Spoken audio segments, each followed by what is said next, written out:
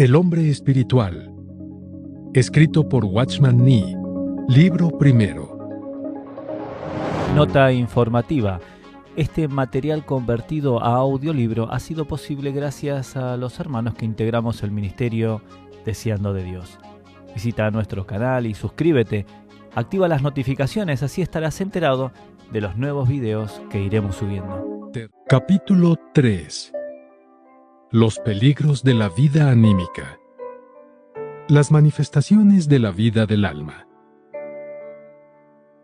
Las manifestaciones de la vida del alma se pueden separar generalmente en 4 divisiones: fuerza natural, engreimiento, dureza e inflexibilidad hacia Dios, sabiduría estilo propio con muchas opiniones y planes, y buscar sensaciones emocionales en experiencias espirituales. Estas manifestaciones son debidas al hecho de que la vida del alma es el yo, que a su vez es fuerza natural, y que las facultades del alma son la voluntad, la mente y la emoción. Debido a que hay estas diversas facultades en el alma, las experiencias de muchos cristianos anímicos van a ser en extremo distintas. Algunos se inclinan más a la mente, mientras que otros a la emoción o a la voluntad. Aunque las vidas, por tanto, sean altamente diferentes, todas ellas son, no obstante, vidas anímicas. Los que tienden a la mente pueden discernir la carnalidad en aquellos que caen bajo la emoción y viceversa. Ambos, sin embargo, pertenecen al alma. Lo que es absolutamente vital para los creyentes es ver que han de conseguir que su verdadera condición sea expuesta por la luz de Dios, para que ellos mismos puedan ser liberados por la verdad, en vez de medir ellos a otros con nuevo conocimiento. Si los hijos de Dios hubieran querido usar su luz para la iluminación de sí mismos, su estado espiritual no sería tan bajo hoy. La indicación más prominente de ser anímico es una búsqueda, aceptación y propagación mental de la verdad. Para los cristianos de este tipo, la experiencia espiritual más elevada y la verdad más profunda sirven solo para cultivar su mente.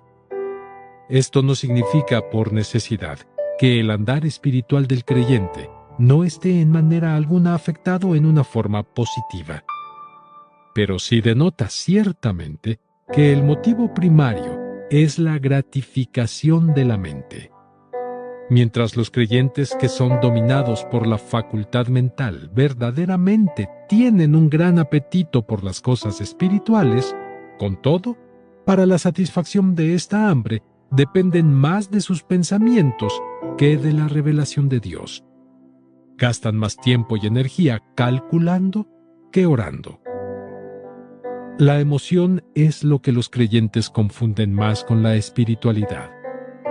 Los cristianos carnales, cuya tendencia es emocional en carácter, habitualmente anhelan sensaciones en sus vidas. Desean sentir la presencia de Dios en sus corazones y sus órganos sensoriales. Desean sentir el fuego ardiente del amor. Quieren sentirse elevados en su vida espiritual, ser prósperos en la obra. Es verdad que los creyentes espirituales a veces tienen estas sensaciones, pero su progreso y gozo no es contingente de ellas. Los anímicos son muy diferentes a este respecto. Con tales sensaciones pueden servir al Señor. Sin ellas, apenas pueden dar un paso. Una expresión muy común del andar anímico se manifiesta en la voluntad. El poder de la autoafirmación. Por medio de él, los creyentes que viven en el alma hacen del yo el centro de todo pensamiento, palabra y acción. Quieren conocer para su satisfacción, sentir para su deleite, trabajar en conformidad a su plan. El eje de su vida es el yo, y el objetivo último y definitivo es glorificarse a sí mismos. Previamente hemos visto que el término alma en la Biblia es traducido también por criatura viviente o animal. Simplemente connota vida animal. Esto debería ayudarnos a ver cómo se expresa el poder del alma. La frase más apropiada que podríamos seleccionar para describir la vida y obra de los creyentes anímicos es actividades animales o viveza animal. Muchos planes, muchas actividades, pensamiento confuso y emociones mezcladas. Todo el ser, tanto por dentro como por fuera, es agitación y tumulto. Cuando la emoción es activada, el resto del ser sigue de modo natural. Pero si la emoción está deprimida o la sensación se ha enfriado algo, la mente permanece agitada o estimulada por su propia cuenta. El andar del cristiano carnal se caracteriza por el movimiento perpetuo, si no de actividad física, por lo menos de viveza mental o emocional. Un modo de andar así resuma viveza animal. Está muy lejos de comunicar la vida del espíritu. Podemos resumirlo diciendo que la tendencia del alma caída es a hacer andar a los creyentes según su poder natural, servir a Dios con su fuerza y conforme a sus ideas, desear sensaciones físicas en el conocimiento del Señor o experimentar la presencia del Señor y comprender la palabra de Dios con el poder de su mente. A menos que un cristiano haya recibido de Dios una visión clara de su yo natural, indudablemente va a servir a Dios con la energía de su vida creada. Esto inflige gran daño a su vida espiritual y resulta en el dar poco fruto que sea verdaderamente espiritual. Los creyentes han de ver, por medio del Espíritu Santo, lo ignominioso de efectuar trabajo espiritual con el poder de la criatura. De la misma manera que consideramos reprobable que un hijo ambicioso se halague a sí mismo, de modo similar, Dios considera nuestra actividad animal en el servicio espiritual como una desvergüenza. Que podamos ser ricos en la experiencia de arrepentirnos hasta el polvo, en vez de esforzarnos por obtener el primer lugar ante los hombres. La locura de los creyentes. Innumerables santos son ciegos al daño inherente en la experiencia anímica. Consideran que está bien el resistir y rechazar los actos evidentemente pecaminosos de la carne, porque contaminan el espíritu, pero al mismo tiempo no están justificados en andar por la energía del alma que comparten con todos los hombres y animales. ¿Qué mal hay en que nosotros los hombres vivamos según nuestras potencias naturales, con tal que no pequemos? En tanto que las enseñanzas de la Biblia con respecto a la vida del alma no toquen sus corazones, serán incapaces de ver alguna razón para negar esta vida. Si, por ejemplo, cometen una gran transgresión contra la ley de Dios y le ofenden, saben de modo definido que está mal.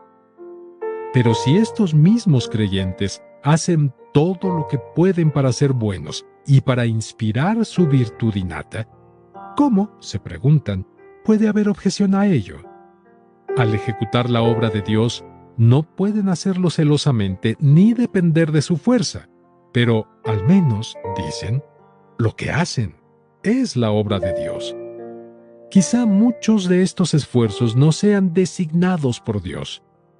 Sin embargo, estas actividades no son pecaminosas, insisten estos creyentes, sino que son en general excelentes. ¿Qué ofensa puede haber en esta clase de trabajo? Como Dios ha concedido dones y talentos en abundancia, ¿por qué no podemos nosotros trabajar con ellos? ¿No hemos de emplear nuestros talentos? Si no tenemos talentos, no podemos hacer nada. Si tenemos talentos, ¿no debemos emplearlos en cada oportunidad que tengamos para hacerlo? Su razonamiento sigue en otra vena. Nosotros, naturalmente, haríamos mal si descuidáramos la palabra de Dios.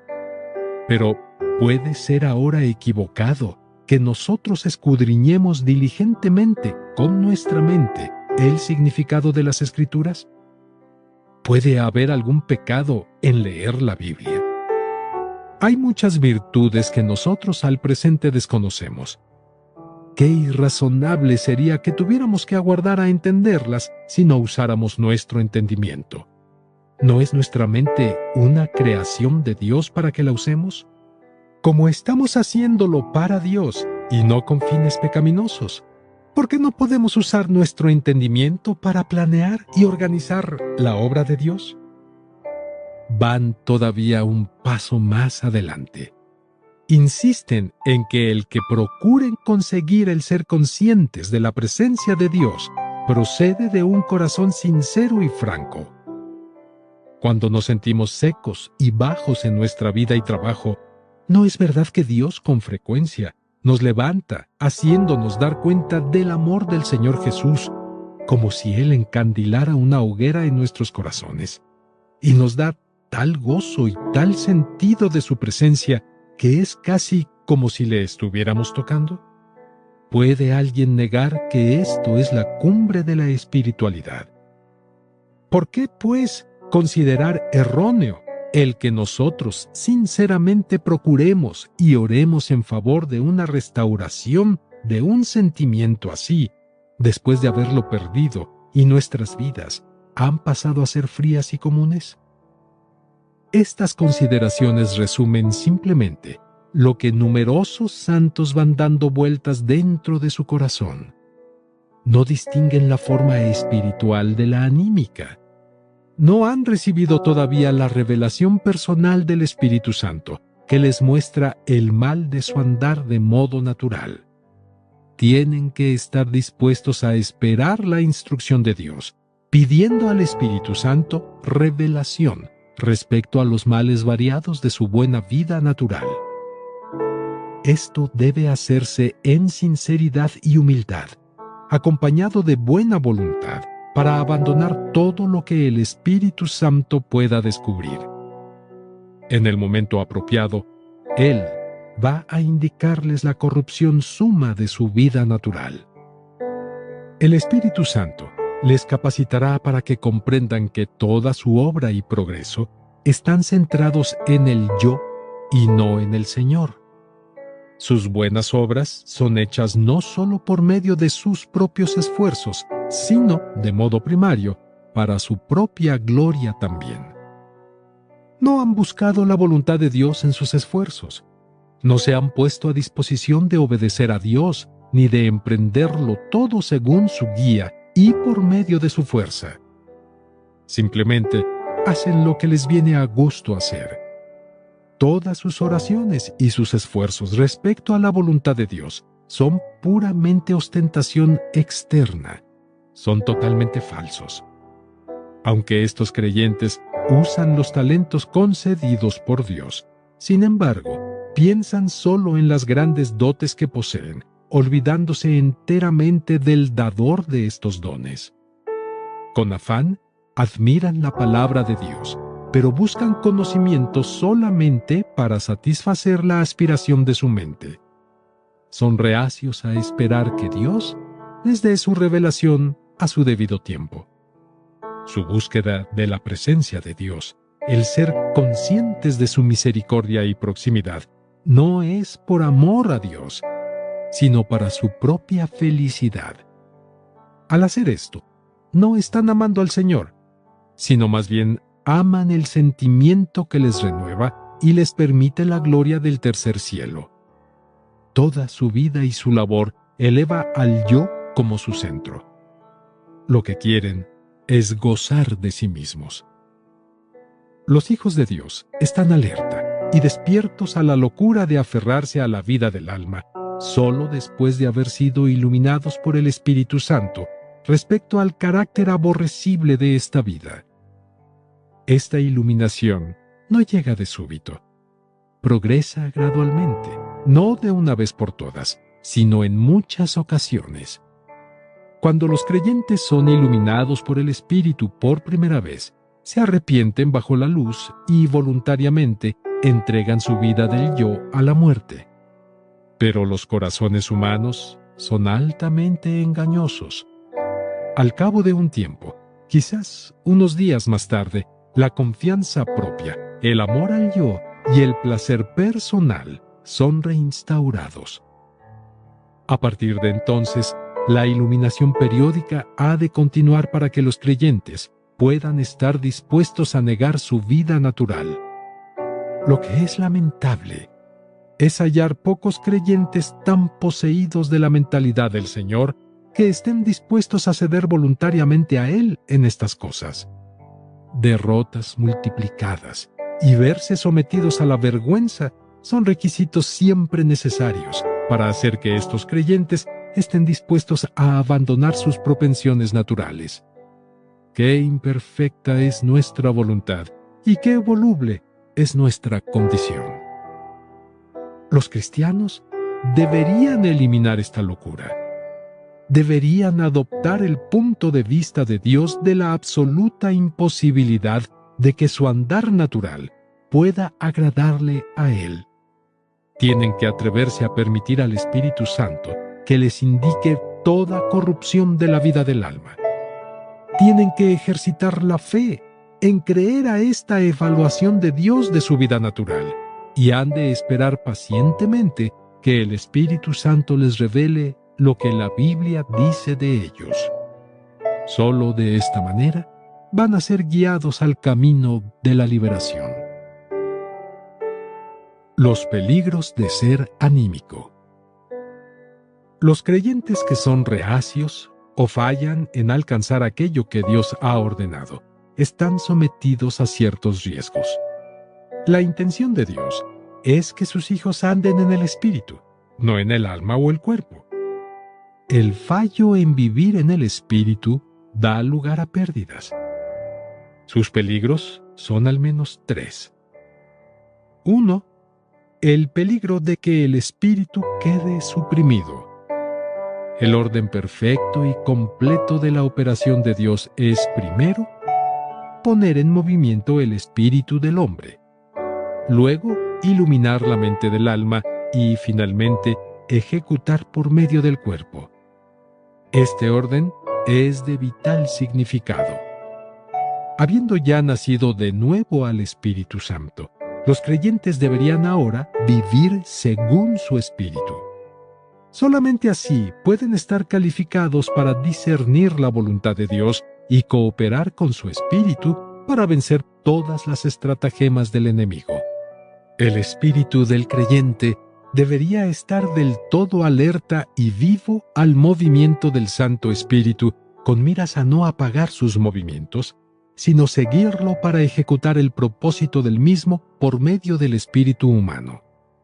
El Espíritu de Dios necesita la cooperación del espíritu humano para llevar a los creyentes en triunfo en su andar diario y prepararlos para las buenas obras designadas por Dios. Trataremos sobre este punto del espíritu más adelante. Muchos hijos de Dios, sin embargo, no se dan cuenta del movimiento del Espíritu Santo. No pueden distinguir entre lo espiritual y lo anímico. Con frecuencia, interpretan lo anímico como si fuera espiritual y viceversa, y como resultado, sacan mucha energía del alma para su andar diario y su obra, en detrimento y supresión del espíritu. Asumen que están andando conforme al espíritu, en tanto que lo cierto es que están andando conforme al alma. Una insensatez así amortigua el que el espíritu pueda cooperar con el Espíritu de Dios y con ello interrumpe lo que Él desea hacer en sus vidas. En tanto que los cristianos permanezcan en el alma, se mueven según los pensamientos, imaginaciones, planes y visiones de la mente. Ambicionan poseer sensaciones gozosas y son dominados por sus sentimientos. Cuando tienen experiencias sensoriales, se hallan entusiasmados. Pero cuando se ven privados de ellas, apenas pueden levantar un dedo. Por tanto, son impotentes para vivir en el reino del Espíritu. Sus sentimientos pasan a ser su vida, y cuando sus sentimientos cambian, cambian ellos también. Esto da por resultado nada más que un andar según las sensaciones externas del alma y del cuerpo, en vez de vivir a partir del centro de su ser, que es el espíritu. La sensibilidad espiritual, abrumada por el cuerpo y el alma, queda embotada. Estos creyentes Solo pueden sentir las cosas del alma o del cuerpo. Han perdido su sentido espiritual. Su espíritu está incapacitado para cooperar con Dios y su crecimiento espiritual queda detenido.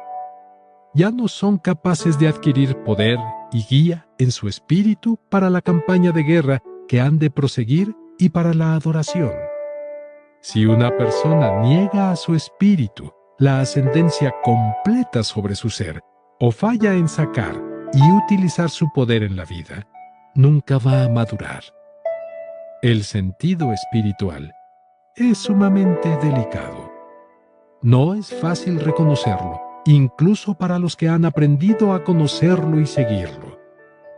Cuánto más difícil será discernir la vivencia espiritual si está sometida a perturbaciones constantes de la sensación burda anímica que procede del exterior. No solo puede confundir esta sensación anímica, sino que también puede suprimir al sentido espiritual. 2. El peligro de retroceder al reino del cuerpo. Muchas obras de la carne, según se enumeran en Gálatas capítulo 5, tienen su origen de modo natural en las concupiscencias del cuerpo humano, pero muchas otras, indicadas allí también, en las actividades del alma. El egoísmo, la disensión, el espíritu de bandos, fluyen de modo claro del hombre interior o de la personalidad. Son la consecuencia de los numerosos pensamientos y opiniones diversas sostenidas entre los santos. Lo que es importante notar aquí es el hecho de que estos esfuerzos del alma son enumerados junto con pecados del cuerpo como inmoralidad, impureza, libertinaje, embriaguez, orgías. Esto debe recordarnos lo íntimamente entrelazados que están el alma y el cuerpo. Estos dos son, en realidad, inseparables, porque el cuerpo en que estamos ahora es un cuerpo anímico. Primera a los Corintios capítulo 15 versículo 44. O cuerpo natural. Si un creyente, por tanto, se limita a subyugar su naturaleza pecaminosa y no su vida natural también, se hallará, después de un corto periodo de experimentar victoria sobre el pecado, una vez más dando tumbos por el reino del cuerpo del pecado. Aunque no tiene por qué regresar a aquellas formas groseras de pecado de antes, sin embargo, permanecerá amarrado por el pecado. Deberíamos entender que la cruz es el punto en que Dios trata a la vieja creación. No hay tratos parciales con la vieja creación en la cruz, porque esta última la trata en su totalidad. De donde no podemos acercarnos a la cruz y reclamar solo la salvación por la sustitución, sin al mismo tiempo aceptar la liberación por medio de la identificación. Una vez hemos recibido por la fe en el Señor al Salvador personal, seremos guiados por el Espíritu Santo que nos reviste a desear la experiencia de la muerte conjuntamente con Cristo, prescindiendo de lo mucho o lo poco que comprendamos la identificación. Aunque no vamos a perder nuestra nueva vida, fallaremos en gozar de las bendiciones de la misma, incluso el gozo de la salvación, si de modo persistente resistimos el deseo interno de la nueva vida. La cruz nunca se limita a su obra exterior. Operará más y más profundamente en nosotros hasta que la vieja creación sea crucificada por completo en la experiencia. Su objetivo es dejar por completo a un lado todo lo que pertenece a Adán. Ahora bien, si los hijos de Dios, al experimentar la victoria sobre el pecado, descuidan el proseguir adelante para vencer la vida natural, al continuar morando en el reino del alma, van a descubrir que el alma y el cuerpo vuelven a reunirse de modo natural y les llevan otra vez a los antiguos pecados que habían sido abandonados ya. Esto puede compararse a navegar contra la corriente. La falta de avance significa un seguro retroceso. Todo lo que se ha hecho quedará pronto anulado si la cruz no lleva a cabo su obra de modo completo en nosotros. Esto puede explicar por qué muchos vuelven a recaer en su antiguo estado, después de haber experimentado triunfo sobre el pecado durante un periodo. Si a la vida de la vieja creación, la del alma, se le permite continuar, rápidamente se reunirá de nuevo con la naturaleza de la antigua creación, pecado. 3. El peligro de que el poder de las tinieblas saque ventaja.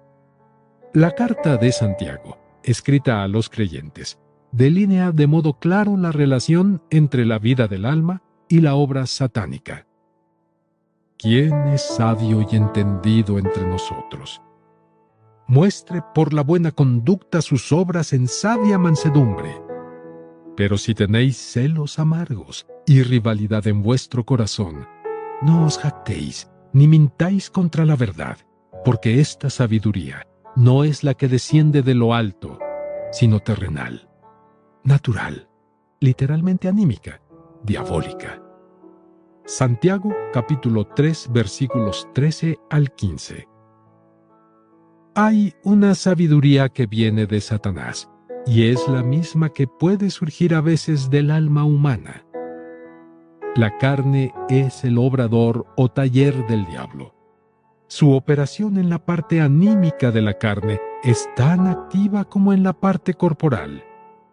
Estos versículos explican en qué forma brotan los celos amargos de buscar la sabiduría anímica. Es por medio de la actividad del diablo en el alma humana. Los cristianos deben darse cuenta que el adversario puede seducir a la gente al pecado, pero no comprenden en el mismo grado que puede inyectar pensamientos en la mente del hombre. La caída del hombre fue debida al amor, al conocimiento y a la sabiduría.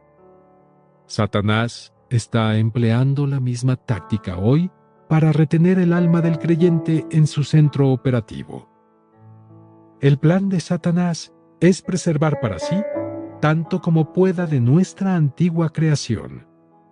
Si falla en hacer caer en sus redes de pecado a los creyentes, va a intentar inducirlos a conservar su vida natural, sacando ventaja de que desconocen sus estratagemas y artimañas, o del hecho de que se resisten a ceder totalmente al espíritu. Porque si no tiene éxito, todos sus ejércitos del infierno van a quedarse sin ocupación. Cuanto más los creyentes se unan al Señor en espíritu, más va a fluir la vida del Espíritu Santo en su espíritu, y más va la cruz a obrar en ellos cada día. Como resultado, van a ser liberados de modo progresivo de la vieja creación y van a ceder menos terreno a Satanás para que pueda operar. Hemos de saber que todos los esfuerzos de Satanás, sea por medio de seducción o por ataque, son perpetrados en nuestra vieja creación. No se atreve a malgastar su energía en nuestra nueva creación, la vida propia de Dios. Esta es la razón por la que intenta de modo incesante persuadir a los hijos de Dios a que retengan algo de la vieja creación, sea pecado o una hermosa vida natural, de modo que pueda continuar operando.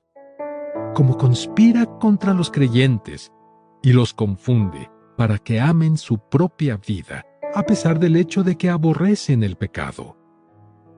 Cuando los cristianos éramos aún pecadores, nos movíamos en otro tiempo al impulso de los deseos de nuestra carne, refiriéndose a los pecados relacionados de modo particular con el cuerpo, satisfaciendo los deseos de la carne y mente, refiriéndose a la vida anímica. Efesios capítulo 2 versículo 3. El versículo precedente nos informa que los dos son ahora trabajados por el espíritu maligno. Nuestro objetivo al discutir esto es ayudar a los hijos de Dios a comprender que el cuerpo no es la única esfera de operaciones perniciosas de Satanás. El alma es también campo de operaciones del adversario. Deseamos reiterar que los creyentes deben ser liberados no solo del pecado, sino también de su reino natural. que el Espíritu Santo abra nuestros ojos para ver la importancia de un paso así. Si los santos fueran liberados paso a paso de la vida del alma, así como del poder del pecado, Satanás sería derrotado por todas partes una y otra vez. Debido a que los creyentes, siendo carnales, no saben cómo preservar su mente, los espíritus malignos pueden fácilmente utilizar la sabiduría natural del hombre con miras a la realización de sus planes. Con suavidad y sutileza introduce malentendidos y prejuicios en la mente del hombre, a fin de hacer surgir preguntas referentes a la verdad de Dios y dudas sobre la veracidad de los demás. Es imposible explicar y hacer ver lo extenso de la obstrucción causada en la obra del Espíritu Santo en el hombre por mentalidades obsesionadas. Aunque uno puede tener una buena intención, su voluntad es traicionada por una mente obsesionada. Los ideales hermosos también obstaculizan la acción del Espíritu Santo, tal como lo hace la insensatez humana. Los espíritus malignos pueden incluso impartir visiones o pensamientos elevados a los creyentes, seduciéndolos a creer que, como son visiones sobrenaturales, tienen que proceder de Dios. Y así, los santos se deslizan en un engaño más y más profundo. Antes de que la vida del yo sea librada a la muerte, la mente del creyente tiende a ser curiosa, desea averiguar, captar, poseer, todo lo cual provee oportunidad para los espíritus malignos. La parte emocional del alma también puede ser despertada fácilmente por el adversario. Como muchos creyentes anhelan sentimientos gozosos y sensaciones de tener el Espíritu Santo, la hermosura del Señor Jesús y la presencia de Dios, los espíritus malignos van a proporcionarles a sus sentidos muchas experiencias extrañas. Esto es con miras a que sus capacidades naturales puedan ser estimuladas y que sea suprimida la voz suave y sosegada del Espíritu Santo, que se pueda seguir solo por medio de la delicada facultad intuitiva de su espíritu. Si Dios lo permite, vamos a discutir estos problemas en detalle. Los cristianos van a incurrir en grandes pérdidas en la campaña de guerra espiritual, si no han sido tratados en cuanto a su yo. Apocalipsis capítulo 12, versículo 11, presenta una de las condiciones vitales para vencer al diablo, a saber, el pueblo de Dios no debe amar su vida del alma hasta el punto de la muerte, a menos que el amor al yo o el compadecerse de uno mismo sea llevado a la cruz. Van a ser derrotados con toda seguridad por el adversario. Los soldados de Cristo que aman sus vidas van a dejarse perder la victoria. El adversario va a vencer a todo aquel cuyo corazón esté lleno de consideración del yo. Todo apego a las cosas revela debilidad al enemigo. La sola posibilidad de vencerle es ceder la vida natural a la muerte. Satanás puede operar por medio de las almas indisciplinadas. También puede atacar directamente a aquellos que no saben nada de la cruz. Nuestra vida del alma constituye la quinta columna del adversario dentro de nosotros. Da pie al enemigo. Al margen de lo que sepamos de la verdad y de lo sinceramente que luchemos por ella, el alma sigue siendo nuestro punto vulnerable. Lo que es penoso tener que reconocer es el hecho de que, en el grado en que los creyentes se vuelven espirituales, hasta este grado, resulta difícil desenmascarar la vida del alma. Cuanto menor es el elemento anímico, más difícil es tratarlo. Es posible que solo la más leve mota de carnalidad se mezcle con la vida espiritual, pero esto precisamente es lo que hace en extremo difícil, en este caso, el distinguir entre lo que es anímico y lo que es espiritual. A menos que los cristianos estén en extremo alerta resistiendo al diablo, van a encontrar grandes derrotas a causa de su vida del yo. El que la vida del alma del cristiano pueda ser engañada y usada por el diablo es realmente algo que cabe esperar comúnmente. Hay que hacer sonar la alarma, pues. El deseo de Dios es que neguemos todo lo que hemos heredado de Adán, incluso nuestra vida y naturaleza. El desobedecer a Dios implica peligro de modo invariable.